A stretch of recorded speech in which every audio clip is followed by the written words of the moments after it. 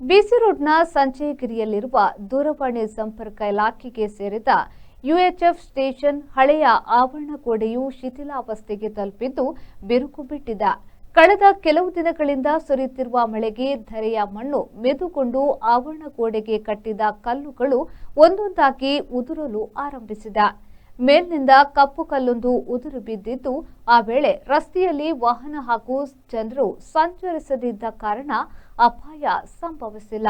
ಬಿಸಿ ರೋಡ್ನ ಸಂಚಯಗಿರಿಯಲ್ಲಿ ಹಲವಾರು ವರ್ಷಗಳಿಂದ ದೂರವಾಣಿ ಸಂಪರ್ಕ ಇಲಾಖೆಯ ಯುಎಚ್ಎಫ್ ಸ್ಟೇಷನ್ ಕಾರ್ಯನಿರ್ವಹಿಸಿಕೊಂಡು ಬಂದಿದ್ದು, ಪ್ರಸ್ತುತ ಕಾರ್ಯ ಸ್ಥಗಿತಗೊಂಡಿರುವುದರಿಂದ ಬಂದ್ ಆಗಿದೆ. ಸ್ಥಳೀಯವಾಗಿ ಮೈಕ್ರೋ ಸ್ಟೇಷನ್ ಎಂದೇ ಜನಪ್ರಿಯವಾಗಿರುವ ಈ ಸರ್ಕಾರಿ ಕಚೇರಿಗೆ ಕೋಟೆಯಂತೆ ಎತ್ತರದ ಆವರಣ ಗೋಡೆಯನ್ನ ನಿರ್ಮಿಸಲಾಗಿದೆ. ನಿರ್ವಹಣೆಯ ಸಮಸ್ಯೆಯಿಂದಾಗಿ ಹಳೆ ಆವರಣ ಗೋಡೆಯಲ್ಲಿ ಬಿರುಕು ಕಾಣಿಸಿಕೊಂಡು ಅಪಾಯಕಾರಿಯಾಗಿ ಪರಿಣಮಿಸಿದೆ. ಈ ಬಗ್ಗೆ ಸ್ಥಳೀಯ ನಿವಾಸಿಗಳು ಸಹಿತ ಸಂಚಯಗಿರಿಯ ನಾಗರಿಕ ಕ್ರಿಯಾ ಸಮಿತಿಯ ಮೂಲಕ ಭಾರತ ಸಂಚಾರ ನಿಗಮದ ಪ್ರಧಾನ ವ್ಯವಸ್ಥಾಪಕರು ಹಾಗೂ ಸಂಬಂಧಪಟ್ಟ ಇಲಾಖೆಗೆ ಹಲವು ವರ್ಷಗಳಿಂದ ಮನವಿ ಕೊಟ್ಟು ಆವರಣ ಗೋಡೆಯ ಎತ್ತರವನ್ನು ತಗ್ಗಿಸುವಂತೆ ಮನವಿ ಮಾಡಿದ್ರೂ ಸರಿಯಾದ ಸ್ಪಂದನೆ ಸಿಕ್ಕಿಲ್ಲ. ಇದೀಗ ಆವರಣ ಗೋಡೆಯ ಕಲ್ಲುಗಳು ಉದುರಲು ಆರಂಭಿಸಿದ್ದು, ಬಿರುಕು ಬಿಟ್ಟ ಜಾಗದಿಂದ ಗೋಡೆ ಯಾವ ಕ್ಷಣವೂ ಬೀಳುವ ಸಾಧ್ಯತೆ ಇದೆ.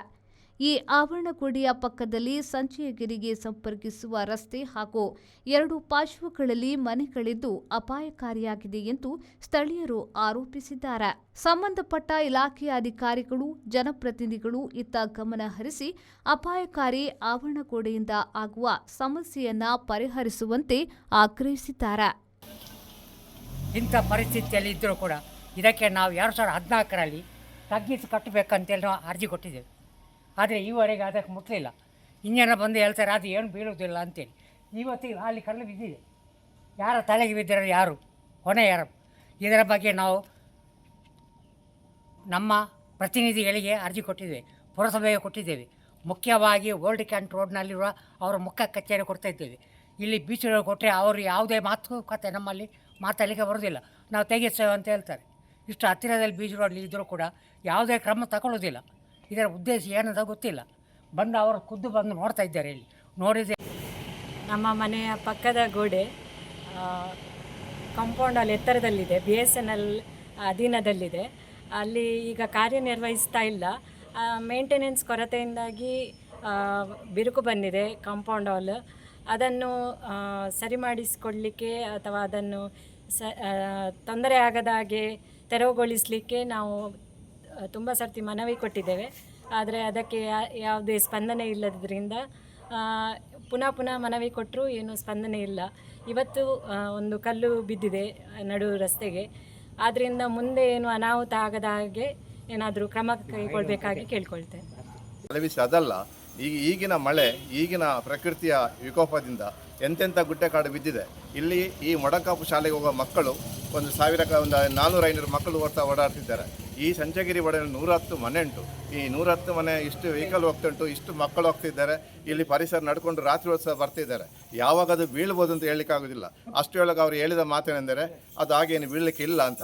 ಸಡನ್ನಾಗಿ ಯಾರೋ ಇಂಜಿನಿಯರ್ ಬಂದರು ಮಂಗಳೂರಿಂದ. ನಾವು ಮಂಗಳೂರು ಅವರ ಆಫೀಸಿಗೆ ನಮ್ಮ ಶ್ರೀಯುತ ದಾಮೋದರ ಮುಖಾಂತರ ನಾವು ಅರ್ಜಿಯನ್ನು ಕೊಟ್ಟೆವು.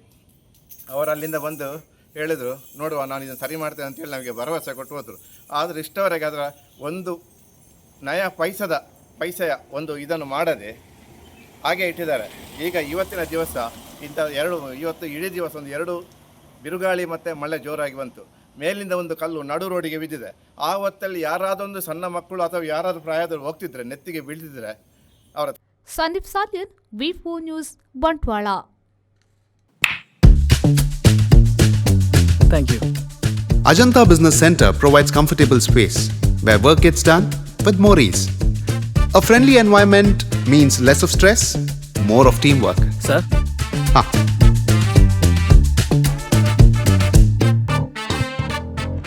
Every detail at Ajanta is thoughtfully managed, making our work much easier and more enjoyable. When employees work in harmony, it creates an environment where everyone thrives, allowing us to achieve the best of work with maximum effectiveness.